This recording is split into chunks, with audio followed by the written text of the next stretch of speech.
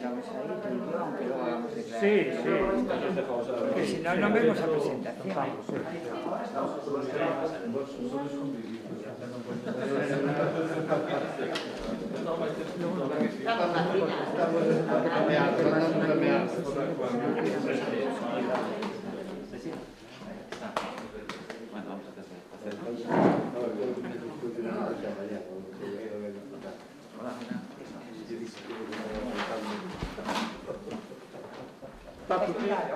Si da curva de rebordar, se acorda.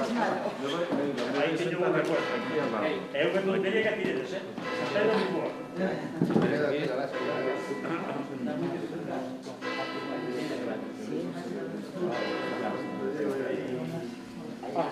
Ven con campanada. ¿Qué alcalde? Con campanada. Esto de tuyo es un nivel.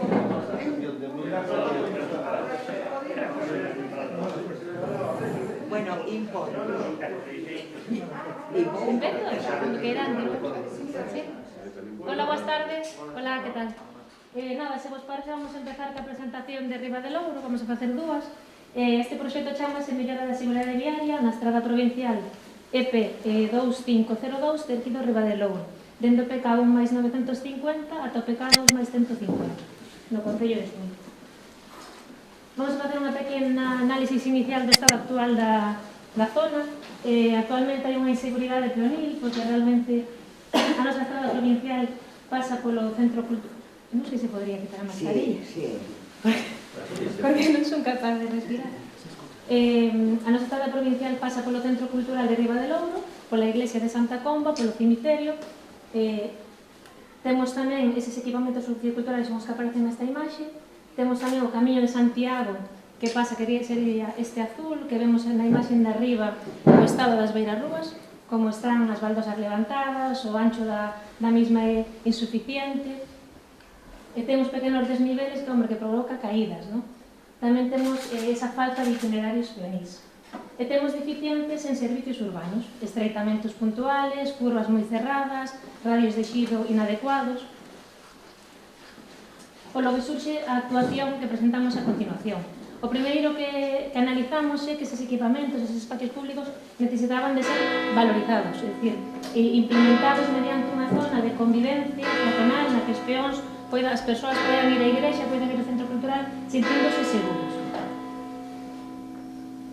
Para iso creamos ese itinerario alternativo, esa parte de arriba. Nos, para poder entrar a actuar na nosa estrada provincial, temos que adecentar primeiro o camiño municipal, facer que ese desvío que se vai a producir cos coches e cos camións poida ser de forma adecuada, polo que traballamos na parcela de abaixo e na de arriba, aumentando o radio de xiro.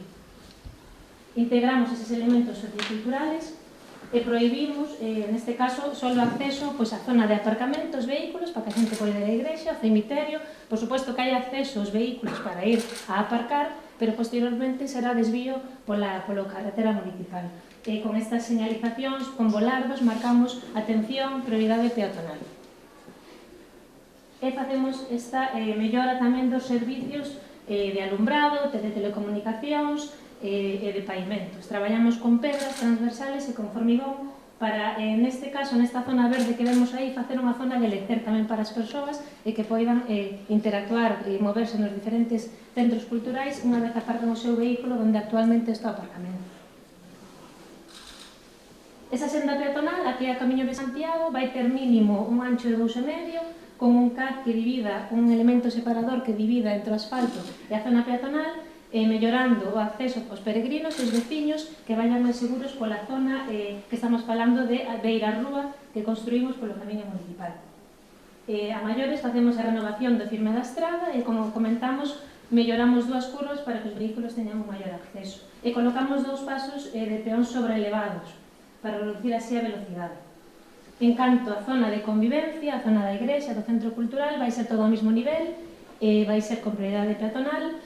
E, neste caso, tendes aí a sección do que sería un tráfico compartido. O vehículo pode entrar, pode ir ao cemiterio, pode ir aos veciños a aparcar, pero sempre a prioridade vai ser peatonal. Esta zona de convivencia ten unha longitude de 170 metros e este sería unha imaxe doutra obra na que se pode ver o que son as zonas de convivencia, o que é ter todo o mismo nivel, os pavimentos nosos serán diferentes, tendrán pedra, tendrán formigón, pero sí que o mismo nivel xera esa seguridade de non ter escalóns, esa seguridade de o peón é a prioridade. Serían imaxes dun exemplo de unha obra realizada con un estilo similar, non? Esta, tal como comentamos, necesitamos a cesión, a expropiación de 2 parcelas, en total son 103 metros cuadrados, e o valor da expropiación está en torno a 1.400 euros. A financiación é o 70% Diputación de Pontevedra, 30% Concello de Tui, e o orzamento base de licitación IVA incluído son 468.243,90 euros.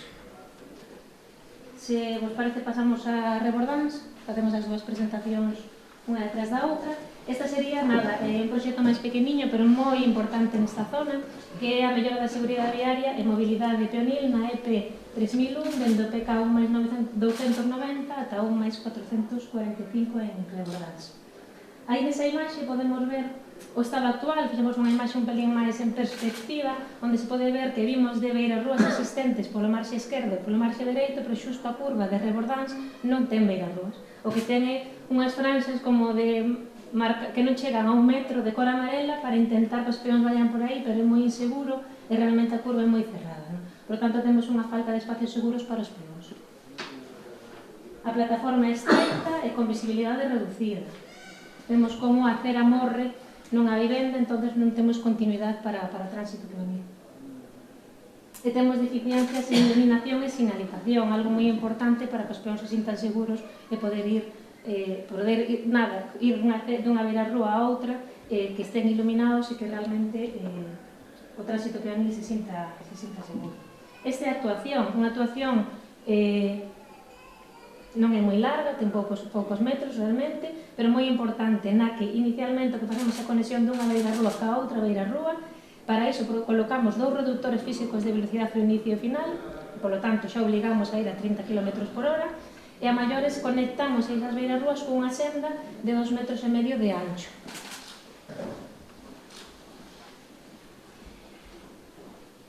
Tamén melloramos esa sinalización e iluminación, nacen a nova iluminación nos pasos de peóns e levámola pola zona da senda. E melloramos os servicios urbanos, vamos a canalizar teleco Fenosa e Telefónica.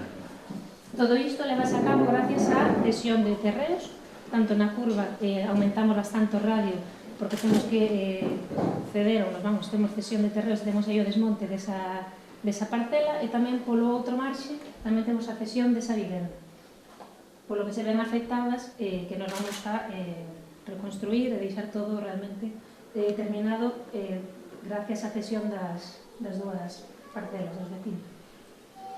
Esas 2 edificacións afectadas son as que vemos antes, e este sería un exemplo de como quedará. É dicir, outra obra que fixemos nos en Diputación, pero podrá ser este estilo, é dicir, veremos logo o cor da senda, pero realmente faremos unha senda de 2,50 metros de ancho, separaremos as liñas de electricidade e telecomunicacións, e faremos o reforzo do film existente, reducindo a velocidade cos elementos rectores físicos de velocidade, neste caso PPS, pasos de peóns sobrelevados, e a colocación das 5 luminarias que comentaba anteriormente.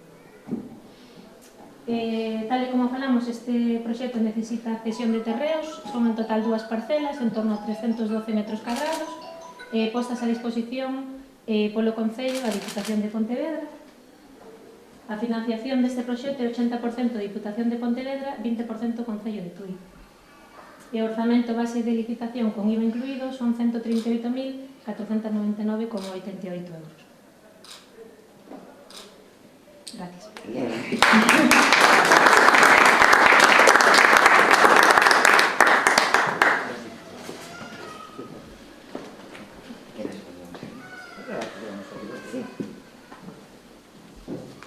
Bueno, boa tarde a todos e a todas. En primeiro lugar, pois daros a benvida á Casa do Concello, os compañeros e compañeras da corporación e os representantes veciñais da parroquia de Ribadelouro e tamén de Rebordans.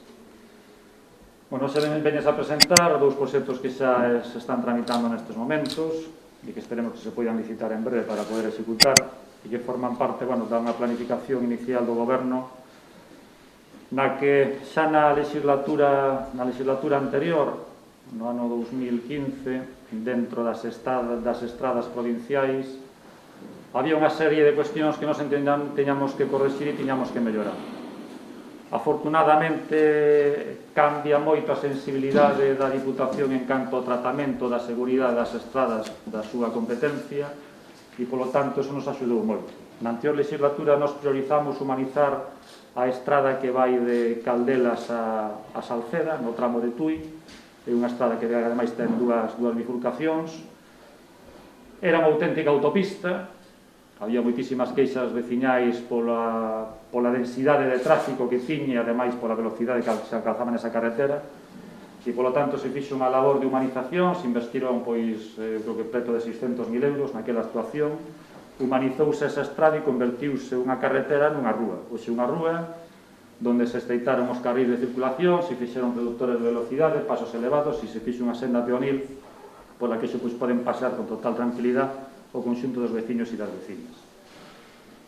Nesta segunda legislatura, o que dentro das actuacións que nos entendíamos prioritarias daquelas estradas que eran competencia da Diputación, había 4 actuacións que nos parecían prioritarísimas. Dúas as que acabamos de presentar, unha en Ribadeleiro, porque entendíamos que non tiña sentido a situación que se vivía nesa parroquia onde había unha estrada que ademais estaba bifurcada cunha circunvalación e que os coches seguiran pasando sin ningún tipo de control por diante do centro cultural, por diante da igrexa, por diante do cementerio, cando había a posibilidade de desvialos por arriba e humanizar ese entorno central, para que a xente poida ir con total tranquilidade e poda disfrutar dese espacio cando vai ao centro cultural, cando vai á iglesia ou cando vai ao cemiterio ou cando ali se celebra calquera actuación. Esta semana pasada recordades que hubo ali a celebración da festa ou dos actos da festa parroquial e, hai que pôr unhas vallas, cortar a carretera, eso xa non é, obviamente, xa non é nos tempos que corren, eso xa non é asumible e, polo tanto, priorizamos esa actuación para levar a cabo dentro dese ámbito diario que é competencia da Diputación. E despois outra actuación que realmente é un anacronismo histórico, é dicir, esa carretera que une Rebordans, precisamente, que é a carretera que despois enlaza con Ribadeleiro, e esa curva onde ademais aquí hai un concelleiro que fai anos na furgo ali contra aquel Penedo, esa curva famosa onde hai un Penedo que hai unha situación de inseguridade total, repito, un anacronismo, non ten sentido haber feito esa carretera e deixar ese penasco no medio da carretera, producindo unha grave inseguridade tanto para os peóns como para os vehículos. Entendíamos que era outra actuación prioritaria, de acordo? E, polo tanto, eu agradezo a Presidenta da Diputación hoxe a súa presencia, pero ademais para plasmar un compromiso que se adquiriu no seu momento. E, polo tanto, agradecer o compromiso da Diputación con este Concello e tamén teño que dicilo, agradecer ao conxunto dos compañeiros e das compañeras da Corporación porque estas obras se cofinancian con diñeiro municipal e hubo unha total unanimidade dos grupos da Corporación para habilitar crédito e poder executar estas obras, de acordo? Eso creo que tamén é de xustiza recoñecer. E despois, dentro de outras dúas obras que temos as memorias feitas, que tamén afectan a viales da Diputación, en aínda que temos unha competencia compartida, porque o vial da Diputación chega a un punto e despois sigue un vial municipal. Estou falando de Malvas e de Pesegueiro. Temos as memorias de humanización preparadas e no seu momento entablaremos as negociacións para poder tamén sacar eses 2 proxectos adiante de humanización desos 2 espacios.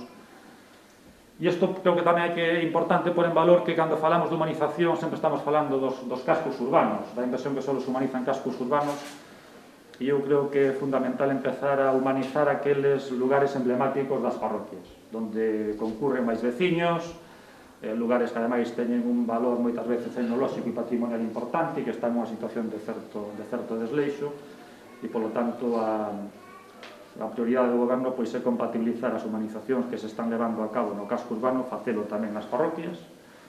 Este ano toca estas, outro ano tocará e outras, e tampouco se diga que se abandona o rural ni moitísimo menos. Ademais, eu creo que cos números da Diputación en riba da mesa, polo menos hasta este plan Concellos do 2021, donde sí que as obras se van a centrar sobre todo no ámbito urbano, os anos anteriores sí que é certo que un maior peso inversor no rural que non no casco, non só en materia diaria, sino tamén nos equipamentos que tedes nas distintas parroquias.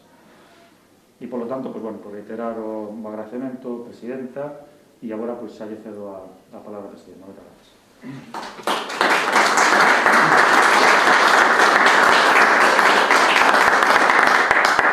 Bueno, alcalde, veciñas e veciños, concelleiras e concelleiros, en primeiro lugar, quero comenzar dándolle as gracias a Andrea Otero, que é a técnica da Deputación que presentou estas dúas obras e que, ademais, é unha grande experta en que as obras queden extraordinariamente ben e, por lo tanto, gracias por estar aquí esta tarde explicando técnicamente o proxecto. Bueno, eu quería comenzar, voy a quitar tamén a mascarilla, porque falar con mascarilla é unha cousa horrible.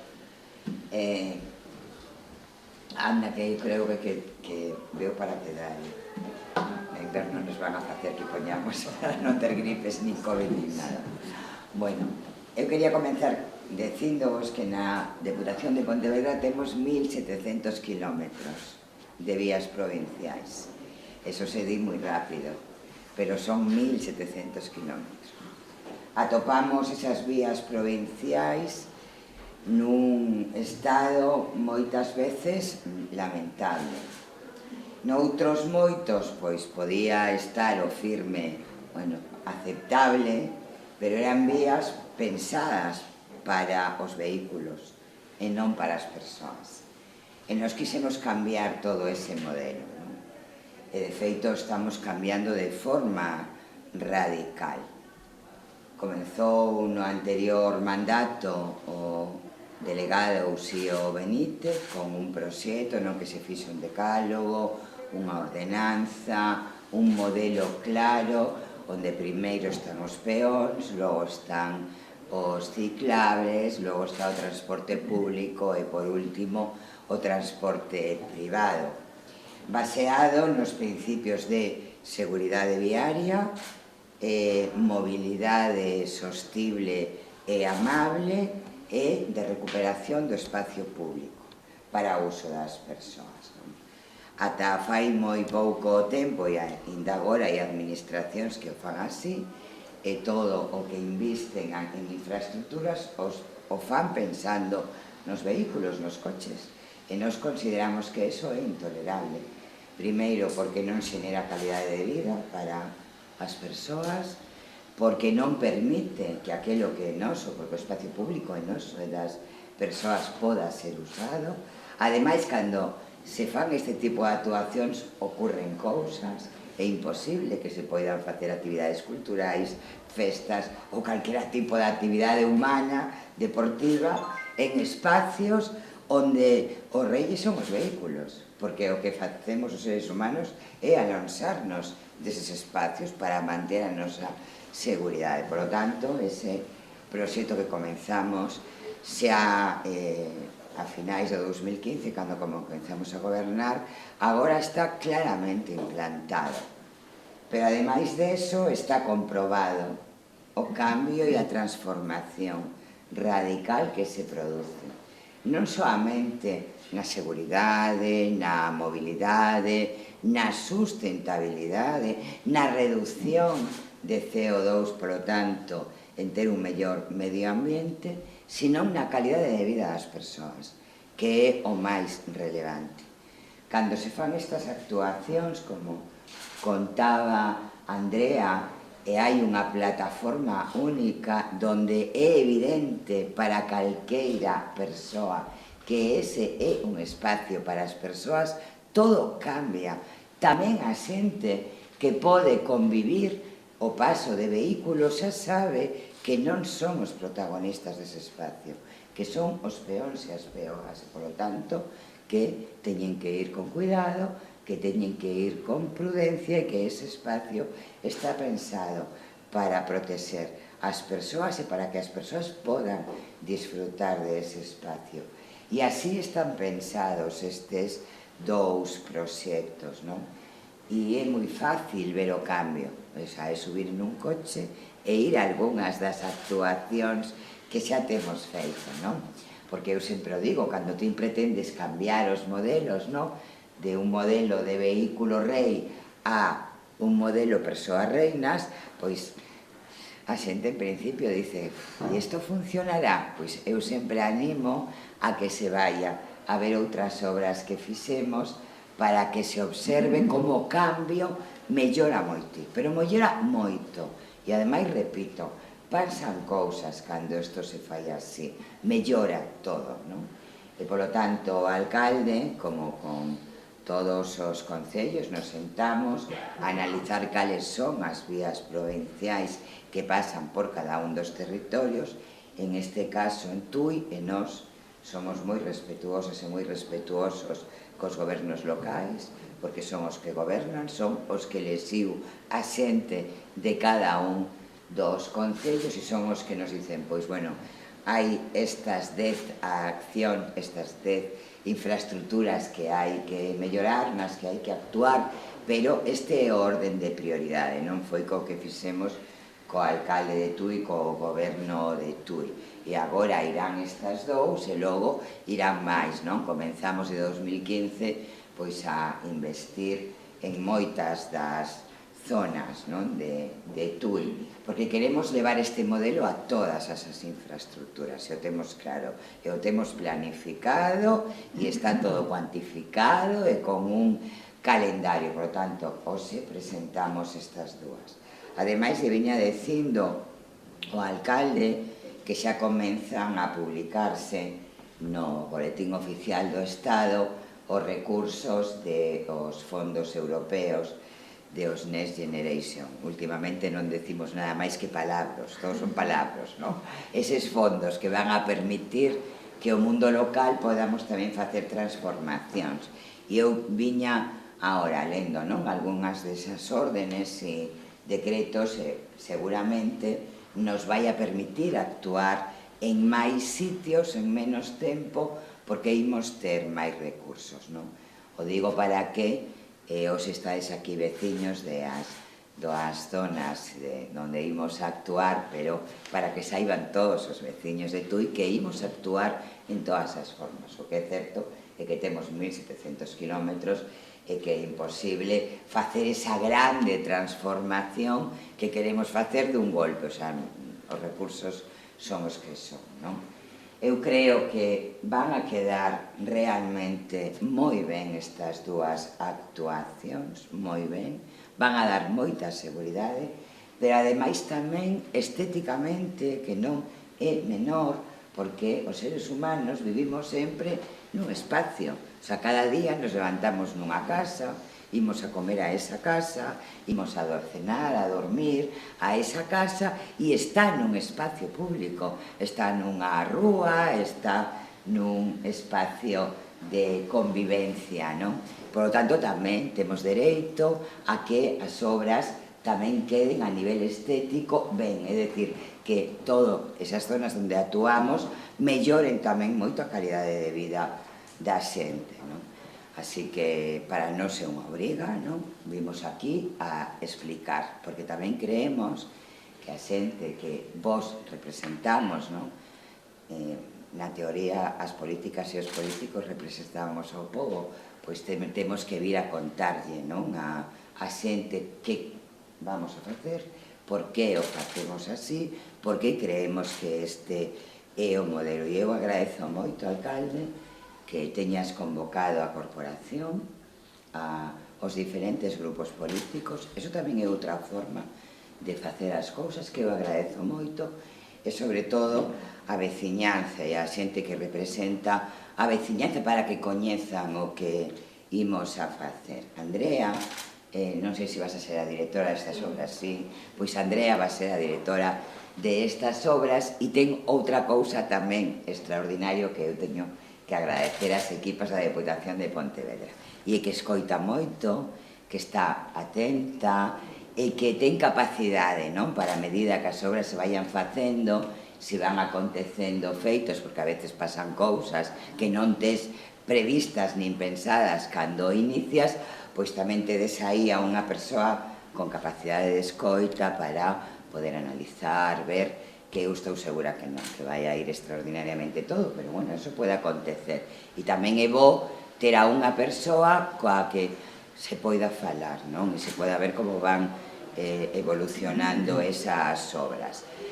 Tan pronto se teña feito a expropiación nun caso, iniciaremos, por tanto, agora nos imos xa a comenzar con todo o procedimento. Tamén vos teño que decir, porque a veces non lle contamos a xente, e é bo que lle contemos. O procedimento administrativo non só é longo, senón que é insoportable. Entón, ti tens que pasar por todo, non? É dicir, ti tens que aprobar un proxecto. Unha vez que aprobas o proxecto, ten que levar o convenio o Concello, a Deputación, a Xunta de Goberno. Cando todo iso está feito, pois hai que sacar a licitación o proxecto. Ten un prazo de tempo para sacar a licitación. Cando xa está licitado, se presentan empresas. Algúnas, pois non presentan ben as cousas e presentan baixas temerarias que dices ti, é imposible que se poida facer esta obra por estos cartos, porque nós analizamos o que costan as obras, sacamos polo que creemos que costan. Entonces, temos que decirlle, justifique vostede esta baixa, porque creemos que asitos máis tempo para que justifiquen. Logo a justifican e seguimos dicindo, pois parece que non. Pois vale, que ocorre? Que temos que facer un procedimento para decir que esa baixa non admitimos e que en lugar de 15 empresas só quedan 10. Cando xa quedan 10 hai que abrir un sobre A, e logo un sobre B, e logo un sobre C.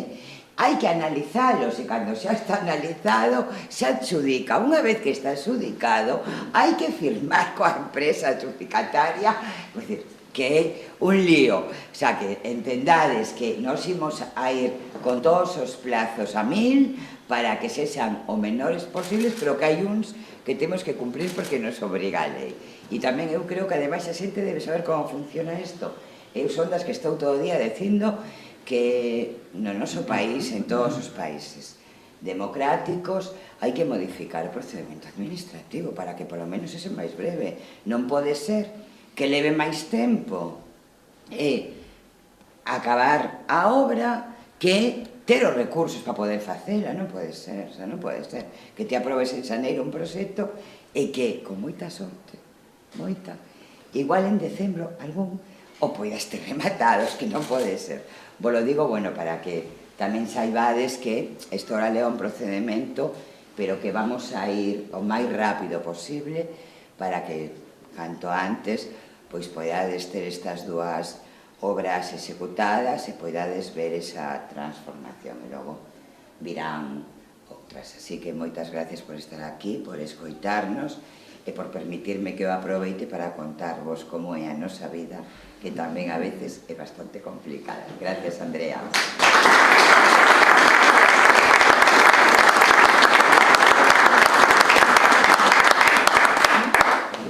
Se queredes empezar agora alguna cuestión, alguna dúbida que poidades ter, pero simplemente me cabe aclarar no senso de que a obra de Rebordáns vai a ir antes porque houve cesións voluntarias e, polo tanto, vais a executar antes. A de Lugo ainda estamos con trámite de expropiacións, porque aí sí que hubo que acudir a vía expropiatoria, de acordo? E, pois, tamén aproveitando que está a presidenta, pois tamén aproveito para que anunciabase, non sei se onte ou hoxe, a resolución xa do Plan Ágora.